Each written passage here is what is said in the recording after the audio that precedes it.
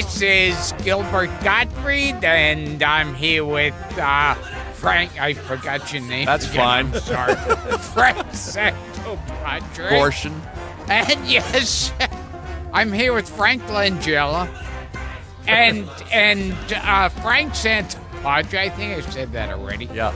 And this is Gilbert and Frank's amazing, colossal obsessions. It is indeed that. Could I just clear out some of these coffee cups before we get started? Go right ahead.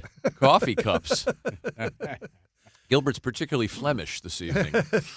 So we How are wanted you, to talk Paul? about. I'm good, and I want to talk about one of Gilbert's favorite genres. Oh, yes? can I Wait get a second. one thing He's gotta do a out thank of you. the way? When I came into the studio today, there was a package for me from a Perry Scholl in Philadelphia That's the guy. who painted a picture of me as Dracula. Yes, with the fangs and the blood dripping Yes. down. It's quite good, Yes. Perry. So nice job. We always get a big kick out of different artwork sent to us.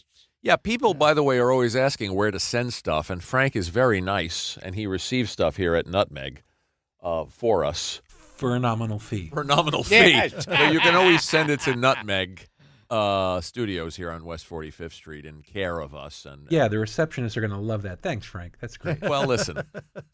And- keep the card and letter coming.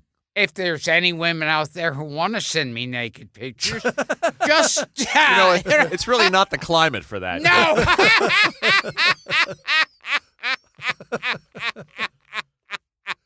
Oh boy, Hey, did you guys talk about this one at all? Because this Okay. is pretty slick. we did. We talked about them on the last mini. I knew that. Yes. Because I was totally paying attention. Yes, last coloring book on the left. Yes, thank you for. So you were gonna say my favorite? yeah, Paul, what'd Your you come favorite, up with? What is this episode about? This episode is part two. It's a long delayed Part part two. two because I think we did part one in September. yeah. We did an Well, episode there- about bad movie musicals and it worked out well and Gil had a good time and we thought we'd bring it back. That's. I thought that's the one That we the were size doing. of I it? just wanted to check. I didn't know Yeah. if we were doing Gilbert portraits today. You never or know. Quite what. You never know And with him. and if anyone out there could tell me if Richard Mulligan was in a TV series called The Hero, I couldn't find it. I looked. Although, Really? well, also my phone died in the middle. But Oh. you may be right. Well, excuse me. I'm the researcher I around I here. think I didn't mean to take your job. I think he played. If I'm not getting this totally ass backwards, like I sometimes do, like a TV hero, like he's an actor who. You know who played You that? know, Sam Garrett plays brave TV cowboy star Jed Clayton. He found but it. the problem is he's undercoordinated. Was that Oh! it? Richard Mulligan? Yeah. Scared of Okay. horses. Scared of horses and has allergies. With Oh, life, okay, that sounds like it. What's the year on that, Frankie? That would be 1966, 67. Gilbert, you're good. See, See, Frank, now You Frankie's got taking your job, Paul. Sam Garrett, Ruth Garrett. Oh, those are characters. Richard Mulligan, Mariette Hartley, Victor French, Victor French. and a lot of other people. from, I don't know. from Little House on the Prairie, Victor yes. French, and Mariette Hartley from the woman that everyone thought she was James Garner's wife. and I 'cause was they used to do those I commercials. was on her talk show. You for were? a minute. That's yeah. right. What were those commercials for? I think Polaroid. Polaroid was it? Yeah, Yeah, they everybody always thought Those they were a yeah, married they were couple. really popular. because they always showed them as husband and wife. Yeah. right. So everyone immediately Yeah. thought. assumed. I mean, that launched her career. I don't think she did much. before those Mariette commercials. Hartley. Yeah, She's been an Mariette actress in Hartley. a lot of 70s television. Yeah. It's funny when you talk about actors playing superheroes, I think of Jack Cassidy on He and She, Oh, the Richard Benjamin show. Yes. Jack Cassidy was an actor playing a superhero. Wow. Because Richard Benjamin was a cartoonist who created the superhero. Do you remember any of this? I remember. Well, he was in two. Cassidy was in two Columbo episodes. I Yeah, think. two good ones. Yeah, Yeah. and I remember that one where he's like the magician. Yep. Yeah. Like a Blackstone character. And at the end, of course, Columbo finds out that it's him, and he's taking him away to jail, and he goes, and he's the magician, and he goes, I thought I had performed the perfect murder, and Peter Falk goes, There's no such a thing, sir. It's only an illusion. I never heard you, Peter Falk. I love it. It's bordering on Brando. By the way, speaking of that, how about Jimmy Fallon's Gilbert? Fantastic. Jimmy Yes! Fallon, Yes. the first impression he did on Saturday Night Live was Gilbert Gottfried, yeah. That's right. I was in the studio was when he did it. phenomenal. Were you Twice. really? Yeah. Twice I was there, and boy, it sounded. Did I show you the clip? Oh, I sent you the- yes. I sent you the clip. Very Well, funny. If Very anything good. happens to Gilbert, we just bring Jimmy in. Yeah, he'll We- come in. Nobody will. I remember I was walking down 14th Street. I was going home, and there was like some electronics store. And it was at night, but they had the TV on. It was Saturday Night Live, and it looked like Hollywood Squares. And I saw some guy, scrunching up his face, and at the time he wasn't known. So I later saw him at some Saturday Night Live party, and I love said, "Was that you?" I love it. So yeah, check It's like it. something out of a movie. He this- sees himself on television in an Yes. electronics store window. as the set collapses. Right. All right. But this was on The View that he did it. He did it on The recently, View, right? So but check he- check out Jimmy Fallon on The Yeah, View. he did it Gilbert on the Gottfried. old, when I worked on the old Joy Show for CNN, Yeah. he did it there too. So I was in the room twice, and it's dead on. Oh Yeah. yeah, The dead on It's impression. It's very Yeah. funny. You want to talk about great. bad movie musicals? So we want to talk about bad movie musicals. See if we can of which stump this There man. are plenty. We ended last time with a brief reference to Chorus Line and said we'd get back to that. I don't want to say too much about Chorus Line, except it was a really bad musical. And the tragedy, of course, is the play was phenomenal. I've never seen the movie. The play was phenomenal. The movie just Saw the musical. everything that was exciting and touching and original in the show becomes Yeah. maudlin and syrupy and Did you horrible see in it? the Did you film. see Chorus Line, No. the movie? No, I'm heterosexual. Okay. Allegedly. But Okay, so that's considered a bad music. that's considered Unpopular, a bad. So just to give certainly. you the kind of thing we're talking about here. Now, here's another thing I thought to just set the scene. I want see. everybody to be in the mood for I this see. episode. Okay. Are some of the shortest running shows ever to hit Broadway. Okay. Oh, you're Okay. setting a tone here. I'm setting a tone here of shows that really we shouldn't even be reminding people about. Go but ahead. It's too Is late Moose now. Murders on there? Moose Murders, I believe, is it? Yes, Moose Murders. Well, let me get to that. So, did you remember the film High Fidelity? Oh Yeah, yes, yeah, yes. Great. It's a good movie. Great movie. Yeah. Good book, great movie, terrible musical. It made the top 10 shortest runs on this list, 14 performances, 18 previews. Zoinks. This is from the ticketnetwork.com blog, by the way. There are some other things that the commenters mentioned, so we don't have everything here, but a few hits. Elling, based on the Norwegian film of the same name. Don't know it? I mention it only because I thought I could finally stump you guys and want to hear it. Nobody knows Elling. Lolita, 9 days after it began, closed. Wow.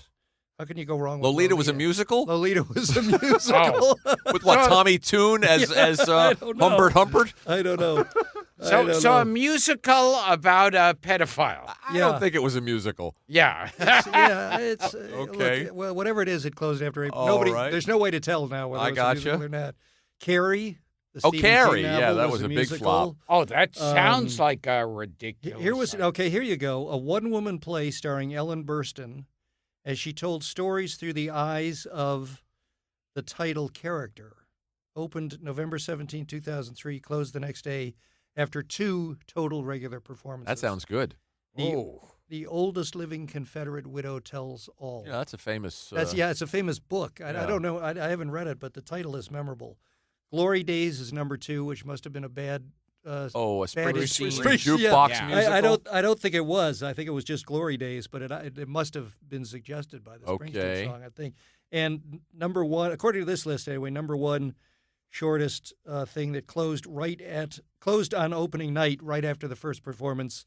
Moose Murders. Yeah, Moose Yes, Murders is Moose infamous. Murders. Yeah, so- I was at opening night of another legendary flop called Late Night Comic, which starred Robert Lupone, who was Patty Lupone's brother. Oh, and, wow. And I think it closed in 2 days, and I was there on opening night. I remember critics being suicidal during the intermission. Oh, yeah. During the comedy boom of the 80s, somebody decided that this would make a good Broadway musical. What else you got for Yeah, us? Is this where we're going next? I don't I know. remember seeing reviews Yeah, of that. late night comic. I went Yeah. on opening night. I had freebies through the Writers Guild. And It Terrible. was horrible. Yeah. yeah, it was a good idea. Yeah. So is this where we're going next year or what? We've got a few things queued up, right? Can you see it from I there? can see it. Yeah, I think I want to start with the chronological with the first one and see if we can stump Okay. him, the one I was holding up. Which one? 'Cause That would be, boy, the production value of this show. Yeah. It's just, I'm telling you. It's like a Cecil B. DeMille hold production. it closer so I can We'll read start it. with this Yeah, one. yeah, See it in okay. the post. It would make nice. Let's start with this one and see if Okay. we can stump Gilbert Okay. with it. This is a legendary bad musical. Oh, This is music from it. yes. He's making another one. My friend, the doctor, says the sun is made of cheddar cheese. The doctor even knows the reason why. The facts are these. Try, if you please, pretending you're a lonely cheese. Wouldn't you want to try finding an apple pie? Of course you would. Maybe what the doctor tells me isn't altogether true. But I love every tale he tells Who would that me. singer be? Give you a hint. You do an impression of him as a singer. Oh my God! It's not Newly. It is. It It's is? Anthony Newley. But what's the bad musical? The gigantic musical flop that he was singing. That it sounds different, and he doesn't have quite that. Yeah, not in that this is- particular. This must be earlier in his career. I Yeah. 1967, and a legendary flop. Anything? was nominated for the Academy Award for Best Picture. Surprisingly. How did it manage that? Yeah. Teach me everything you know. What? 2,000 languages? Certainly. We'll start at 8 o'clock tomorrow morning. That ring a bell, Gilbert? Over 100 years. Then we'll start at 7 o'clock. There's not a moment to lose. Well, that's a different musical. If I could It's Rex Harrison and Anthony Newley from Dr. Dolittle. Oh my God! Yeah. Yeah. The Yeah. budget went triple. It was supposed to be $6 million. It tripled in part because of numerous technical difficulties inherent with the large number of animals Yeah. required for this. Those animals, you see the kind of trailers the animals demand. Well, what I on love the is set. what I love is this. This is what I loved. I found this, and this was some research about the film. There are anecdotes of a goat who ate a script, a parrot that learned to yell "cut" on set. But I love this. 1,200 animals. Did you say that? In one instance, ducks for the film were placed on a lake but had apparently forgotten how to swim and began to sink, and crew members had to jump into the water to save them. And here's my favorite. Animals also bit and defecated on the cast and crew. Oh, jeez. The bit with the ducks in the pond was probably funnier than anything in the movie. Actually. Gilbert will love this. Anthony Newley and Rex Harrison did not get along.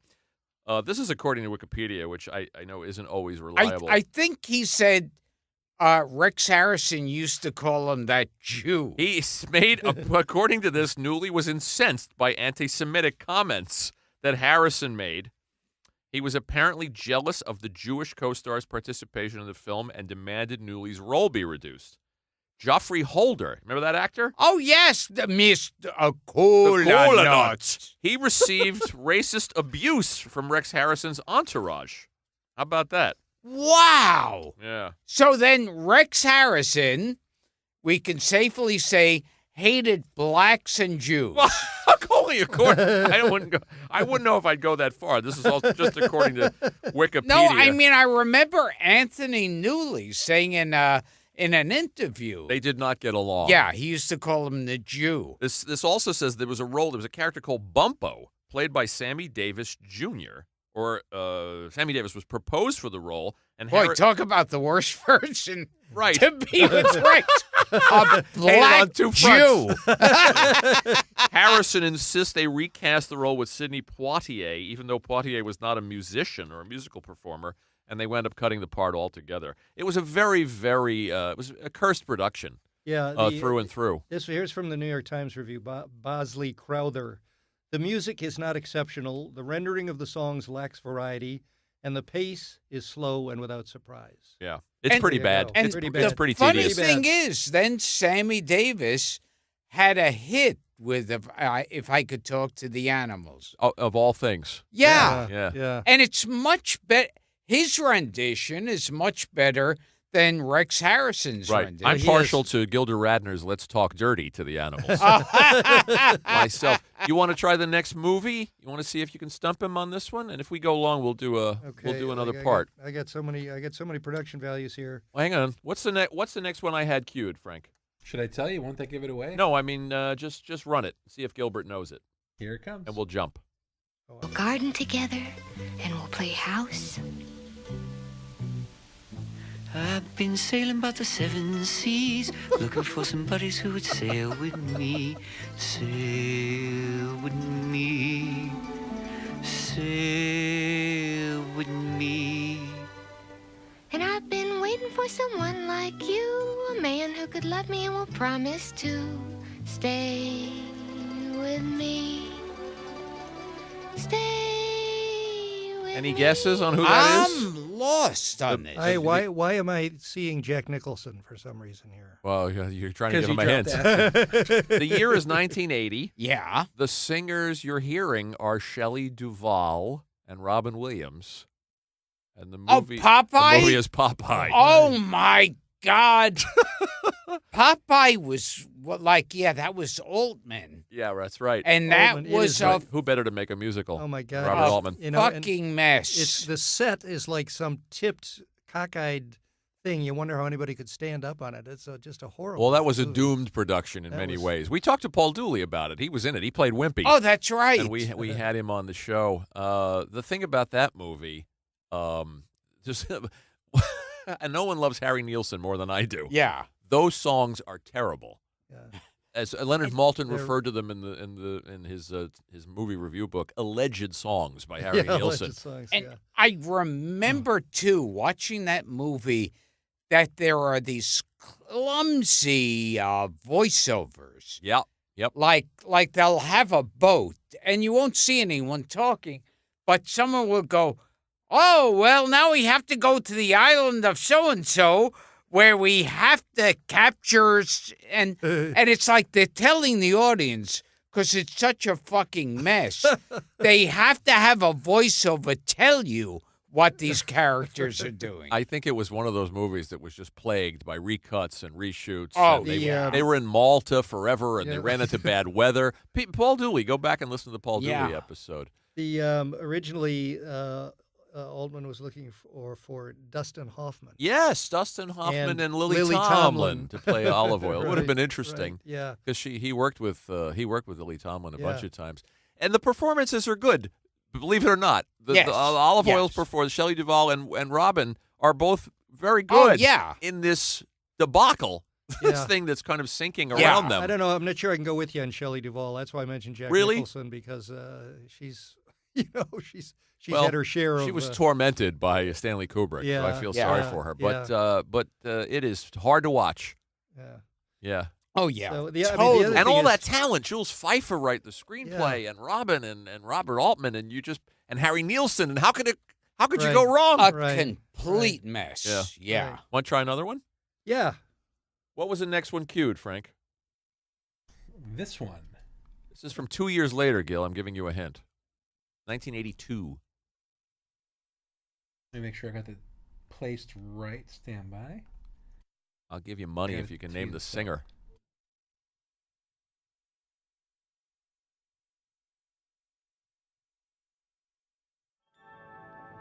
Fellow Texans, I am proudly standing here to humbly see.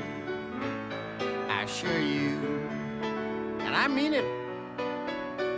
Now who says I don't speak out as plain as day? And fellow Texans, I'm for progress and the flag, long may it fly. I'm a poor boy, come to greatness. So it follows that I cannot tell a lie. You know what? It's not, but you know what that sounded like to me? That one, well, I'm a Bill and I'm Yeah, going it through sound like Jack Congress. Yeah, Well, of course, Mr. Bill. when you pass a bill. It's actually one of your favorite actors who is not known for singing. Well, for good reason. Take a guess. God, it sounds He was a war hero.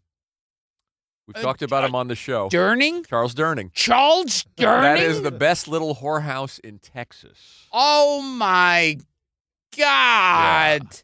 Yeah, with Burt Reynolds, and Lonnie Anderson, and I think Dolly Parton. And I think Jim Neighbors. Yeah, right. And Tom DeLuise. He's actually in it. No, it was Dolly Parton and Burt Reynolds. Here's a story I heard. Go ahead. On the set. Oh, God. You're so off the reservation. You notice how Gilbert never says anything about people he doesn't like. Yeah. Best little whorehouse. There was this guy, he said, he was there. He was working on it. And Jim Neighbors was there with his partner. Uh-huh. And his partner, even though gay, was talking about how much he wanted to fuck, Dolly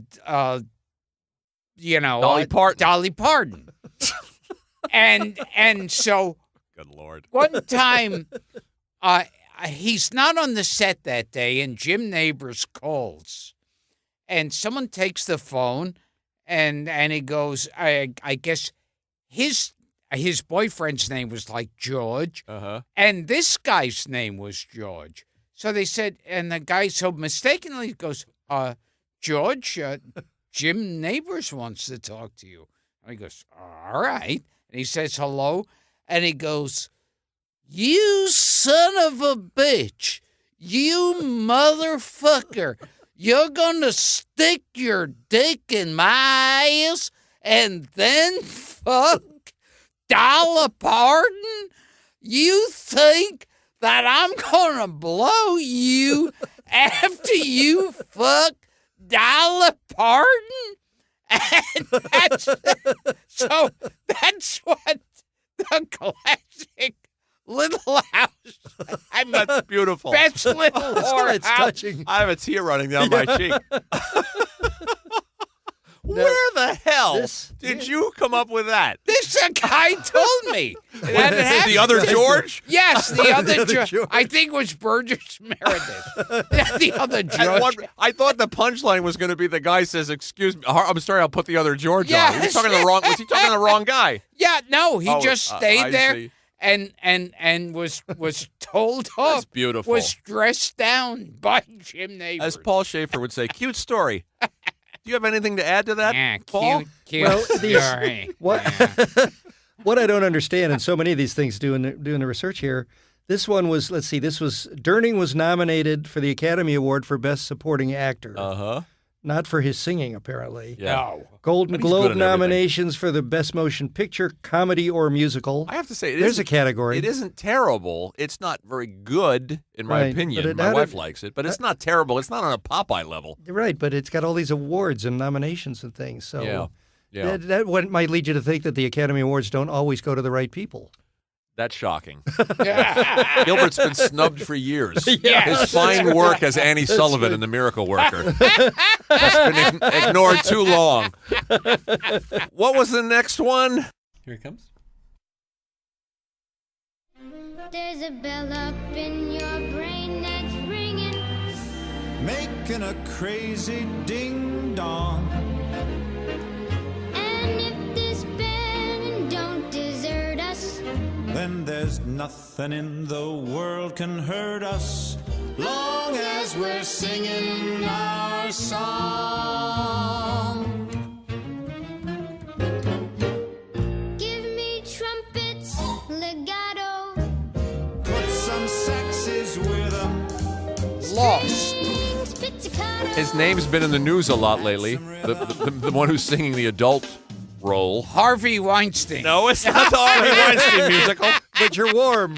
I do want to say watching this right now is more than a little creepy. I know it is, and that's why I picked it. Oh! It's not the Harvey geez. Weinstein musical. Oh, Although, jeez. his Is it the Louis C.K. No, music? it's not that I'll say either. his career is tumbling like a house of cards right now. Oh, jeez. What's the Kevin musical? Spacey? Yes, but what's the musical? Oh, well, I know he did that Bobby Darin. That's what it one. is. It's from Yeah. Beyond the Sea, This is what's known as a vanity project, which he was funded too and old to do. produced, yeah. Oh, yeah. Yeah. He was way too old to do it. 45, I think. And they put on that big rubber nose. And the tube. Oh, yes. Yeah, and the bad sideburns. I watched some of it last night. Oh, boy. Lots of boys. Yeah. Well, one of the boys is him as it's the young Bobby Darin. That's way too Freudian. I for know. Me, even. It's It's good, you know. Somebody told him to go fuck himself.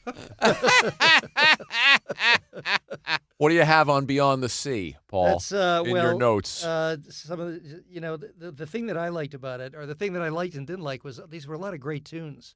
I mean, he did a lot of. Oh, great yeah. Bobby Darin did a lot of great. Bobby stuff. Darin's a genius. So That's Kevin, another you listen to conversation. Kevin, you listen to Kevin Spacey, and you want to be hearing Bobby Darin, who's, you know, even the silly stuff like Splish Splash, I'm taking a bath, and, you know. Well, he loved him. And he just, he loved Bobby Darin. He had Yeah. such a passion. It was a passion project, Right. but maybe one that shouldn't have been attempted. My favorite part of that movie is I always love when characters have to tell the audience. They got to rely Yep. information on the audience. So John Goodman is Bobby Darin's manager in it. And Bobby Darin goes, "Look at me. I've accomplished nothing."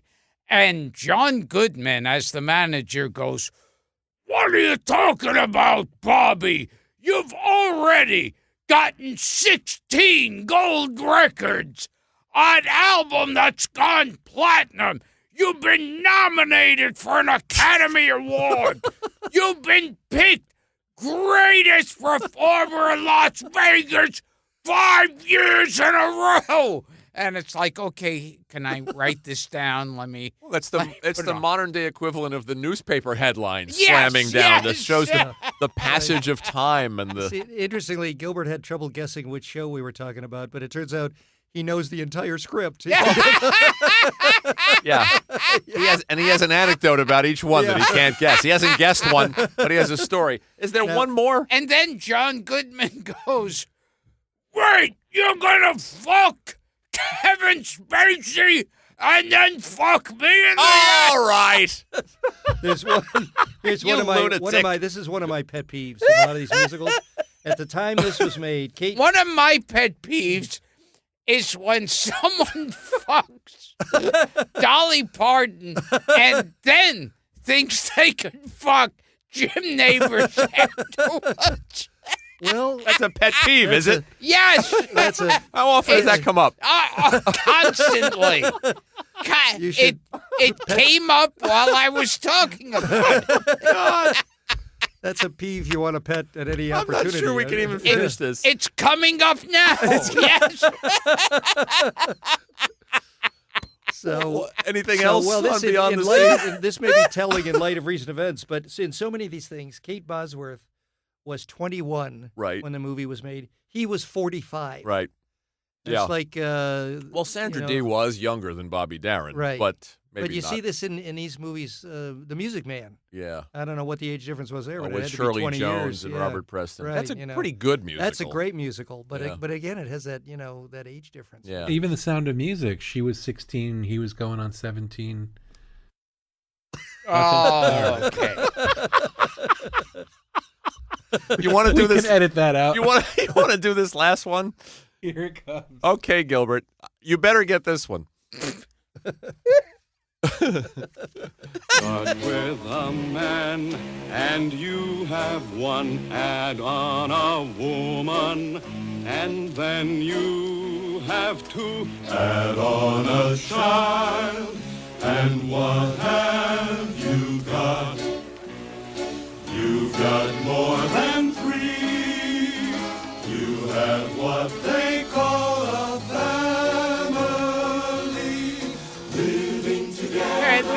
working together, just working together. That's what it is.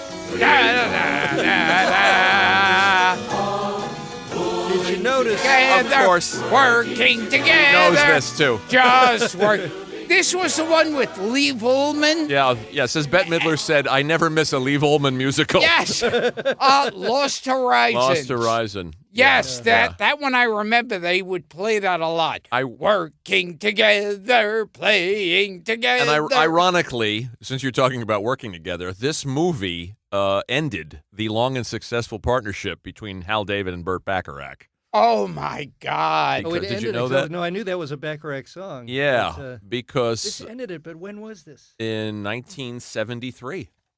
Yeah, this is a terrible, terrible movie. I mean, this movie makes every worst list. I think it's in a book called the 50 worst films of all time by Michael Medved. It is wretched on so many. Have you seen it? I have not seen it. You need to but- watch it. You've sat through this thing from start to I've finish. seen bits and pieces of it, Now, and I remember them playing that song. Yeah. Well, So it's a remake of Capra's Frank Lost Capra, Horizon that's what I from was just saying. 1935 and the 19, book by right. James Hilton. right. And it has this great cast: Peter Finch, Sally Kellerman, George Kennedy, Michael Young, Olivia Hussey. You brought up Oh yeah, the great Bobby Van. because I found out someone told me Olivia Hussey is a fan of mine. I love that. Yeah. John Gielgud, Charles Yeah. Boyer was the High Lama. It is absolutely wretched. Just if you think Burt Bacharach and Hal David could do no wrong, watch this movie. Oh. Yeah. Because Well, I don't know that what song happened. That Gilbert sang is a good one, actually. I like that song, but I don't know the rest of the music. Bobby Van Working has a together, song great. called "Question Me an Answer," which you can find them on Yeah. on YouTube. It's pretty dreadful. Yeah. And I brought it up. I think the last time we did bad musicals, I brought it up at the end because you can't have a discussion of bad musicals without bringing up Lost Horizon. And I think the story goes, Bobby Van Oh no! fuck Lee Oh Ullman, no! and then wanted to fuck Alec Guinness. He wasn't even in it. John Gielgud. John Gielgud. Well, that's Use what. some force. Why are you dragging Alec Guinness into it? That's what caused the problem.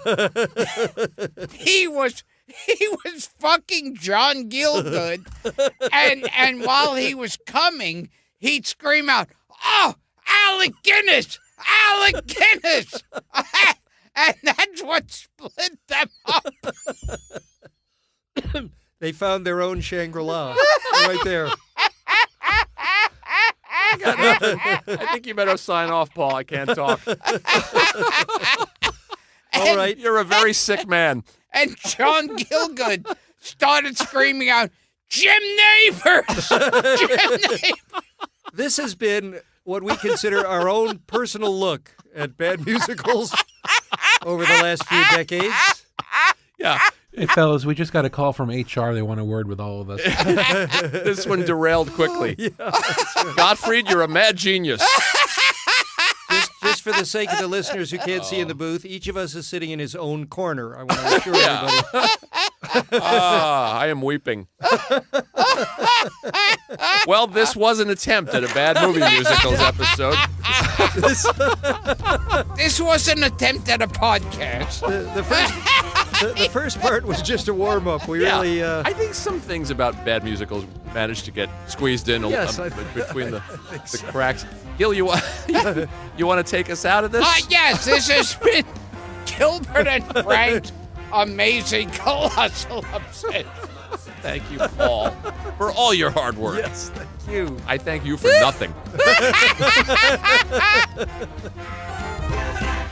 Colossal Obsessions.